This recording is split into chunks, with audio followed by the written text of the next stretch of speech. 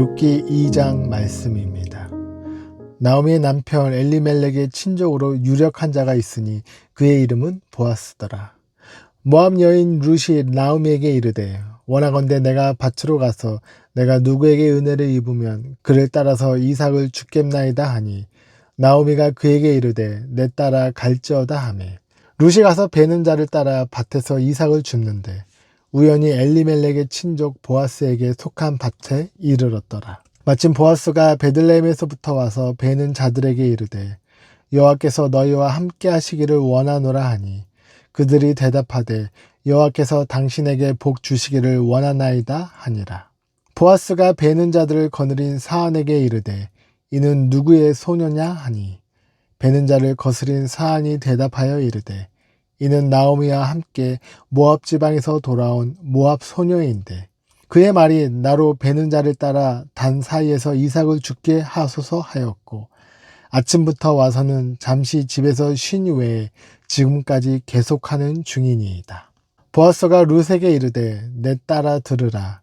이삭을 주우러 다른 밭으로 가지 말며 여기서 떠나지 말고 나의 소녀들과 함께 있으라.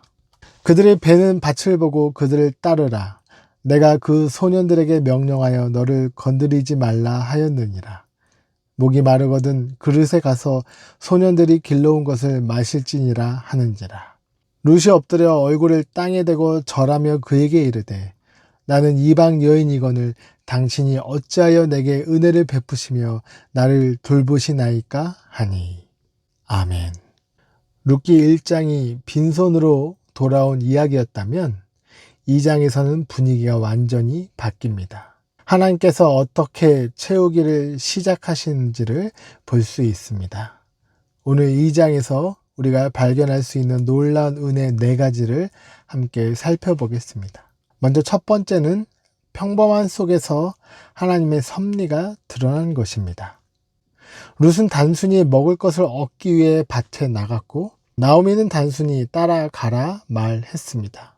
보아스도 그냥 자기 밭에 나왔습니다. 성경은 말합니다. 우연히 보아스의 밭에 이르렀더라. 이 우연히가 사람의 입장에서는 우연이지만 하나님의 입장에서는 계획이었습니다. 이것이 바로 하나님의 놀라운 은혜입니다. 하나님은 우리의 평범한 선택까지도 놓지 아니하시고 놀라운 계획으로 사용하십니다. 우리는 인생을 계획할 때 항상 큰 결정만 중요하게 생각합니다. 어디로 가야 할까? 무엇을 선택해야 할까? 이렇게 우리는 고민합니다. 그러나 하나님은 작은 발걸음도 사용하십니다. 룻이 보아스를 만나야지 이런 계획은 없었습니다. 하지만 하나님은 이미 그 만남을 준비해 놓으신 것입니다. 이것이 바로 하나님의 섭리입니다. 인간은 선택했지만 하나님께서 모든 방향을 결정해 놓으신 것입니다.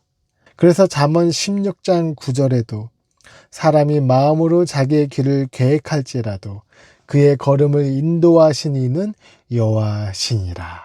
특별히 7절에 보면 룻은 아침부터 지금까지 계속했다고 합니다. 룻은 자기의 불편한 상황을 원망하지 않고 성실하게 움직였습니다. 하나님은 이렇게 성실한 사람의 하루하루를 통해 은혜의 문을 열어 가십니다.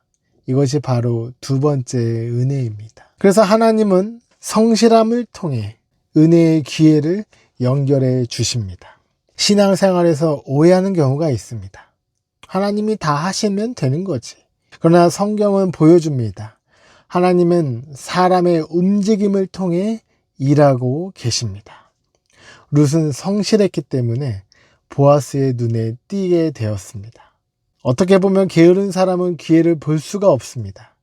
움직이는 사람이, 성실한 사람이 하나님의 인도를 경험할 수 있게 되는 것입니다.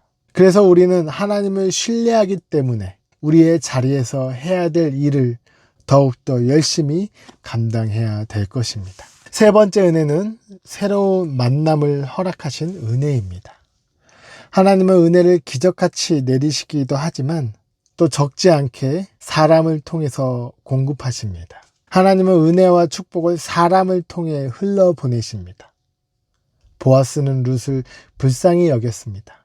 그래서 그에게 특별한 은혜를 베풉니다. 물도 주고 보호도 해주고 일부러 곡식을 더 남겨두게 합니다. 하나님은 이렇게 사람을 통해 다른 사람을 살리셨습니다. 보아스는 단순한 부자가 아니었습니다. 그는 여호와께서 너와 함께 하시기를 원하노라 이렇게 인사하는 하나님의 사람이었습니다. 오늘 하루도 보아스 같은 하나님의 사람을 만나는 귀한 은혜를 우리가 누렸으면 좋겠습니다. 네 번째 은혜가 12절에 있습니다. 여호와께서 내가 행한 일에 보답하시기를 원하며 이스라엘 하나님 여호와께서 그의 날개 아래에 보호를 받으러 온 내게 온전한 상 주시기를 원하노라. 바로 하나님께서 우리의 피난처가 되어주시는 것, 이것이 바로 오늘 네 번째 마지막 은혜입니다. 여러분, 룻은 과부였습니다. 그리고 이방 여자였습니다. 보호받을 자리도 권리도 없었습니다. 그런데 하나님께서 그녀를 보호해 주신 것입니다. 하나님께서 친히 큰 날개로 감싸 주신 것입니다. 사랑하는 성도 여러분, 오늘 말씀처럼 하나님의 특별한 놀라운 은혜로 여러분의 삶이 채워지는 복된 하루가 되시길 주님의 이름으로 축원합니다.